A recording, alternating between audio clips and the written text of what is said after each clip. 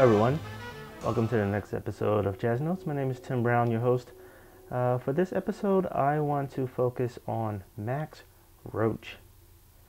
And more specifically, I want to focus on It's Time, that was recorded for Impulse Records. A little background on Roach though. Roach was born Maxwell Lemuel Roach on January 10th, 1924 and died August 16th, 2007. Roach, of course, was a legendary jazz drummer and performed with some of the greats: Charlie Parker, Dizzy Gillespie, Bud Powell, Charles Mingus, Miles Davis, Sonny Rollins. I mean, you name it, he was there with the big boys. And arguably one of the greatest jazz drummers of all times. Also, a little background on his career. Very early on, around 1952, Roach started a record label with Charles Mingus called the Debut record label, and one of the famous recordings that will come out of that would be the Jazz at Massey Hall, recorded in Toronto 1953. Of course, features some of the greatest bebop artists of all time: Dizzy Gillespie, Charlie Parker, Bud Powell, and Charles Mingus. Of course, Max Roach being on that album as well. The album that I'm focusing on for this episode, It's Time, was recorded in 1962. Let me just double check that. It's Time, yes, 1962, and occurred around the time where Max was becoming a very outspoken artist politically, and also developed a race consciousness, if you will. And as a result, this kind of blacklisted Roach in the record industry. But what's interesting is the albums that will be recorded during this time would be kind of a reflection of where his interests were going around that time. I'm just going to read you a few of the recordings between 1960 and 1965. There's the famous album We Insist with Coleman Hawkins that was recorded in 1960 for Candid Records. There was Deeds Not Words that was recorded for Riverside. Actually, that was 1958. Conversation for Jazzland 1962. Percussion Bittersweet, also for Impulse, 1961. And in 1965, he recorded a trio album featuring the legendary Hassan. And for Fantasy in 1963, he recorded Speak, Brother, Speak with Clifford Jordan. So that kind of gives you an idea of the kind of recordings that he was producing around this time.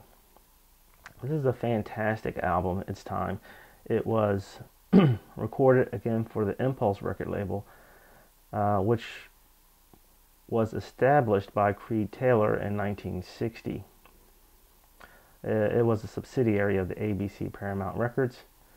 The producer for this album is Bob Thiel, who was the producer between 1961 and 1969. And Thiel was known to give a lot of leeway, a lot of freedom to the artists performing on this album. Of course, the artist who would be most associated with the Impulse label would be John Coltrane. And some even refer to the Impulse label as the House of Train. And Love Supreme and a number of great albums recorded on Impulse. The name Impulse actually wasn't the original name. Pulse was the original name of the album. But it was discovered that the name was already taken. So right before the record label was revealed, the name was changed to Impulse rather than Pulse. They also gave the label a rather unique identity, and it's a black, orange, and white label that looks very unique and helped to establish its identity as a record label. But this particular recording is interesting, since we're focusing on its time.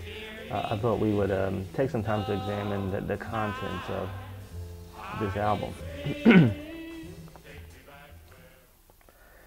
The cover, as you can see, is a portrait of Max Roach. It's attributed to an artist referred to as the Prophet, or just simply Prophet. And on the cover it also lists composed and arranged by Max Roach, conducted by Coleridge Perkinson. And if you look very closely at the album cover, and it may be hard to see on film, but I have it in front of me here, the album appears to be painted in a very heavy impasto application. And you can almost see the thickness of the paint, particularly where the light hits the reflections.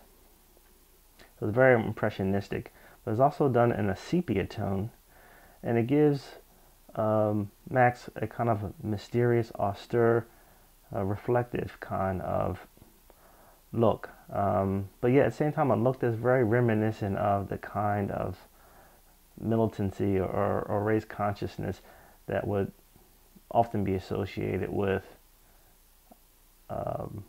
black men who were involved in social protest movements. You think of Malcolm X and figures like that. But he also has a rather dignified look as well. The inside cover is actually a fold-out album, which also makes it a very unique album cover. On the left-hand side, there are photos of Max Roach basically performing several roles on the album. On the left-hand side, he is conducting the orchestra. On the right-hand side, on the top, he's playing piano, so he's also arranging. And of course, at the bottom, he's playing the drums. On the right-hand side of the album, there's Bob Thiele, along with Max Roach, Abbey Lincoln, who Max Roach would marry for a short time, and who also appears on this album, Art Davis and on bass, and Mal Waldron on piano, the famous pianist who would be associated with Billie Holiday. On the right side of the album cover are the liner notes, which also indicates that there's a chorus and an orchestra along with the musicians. As I mentioned, the liner notes are by Max Roach, and it also lists other information regarding the engineer, George Piros. I mentioned producer is Bob Thiele. Liner design by Joe Lebo. Cover design by Flynn and Viceroy. And re-recording and masters by Rudy Van Gelder, who I believe operated the studio at the time out of New Jersey.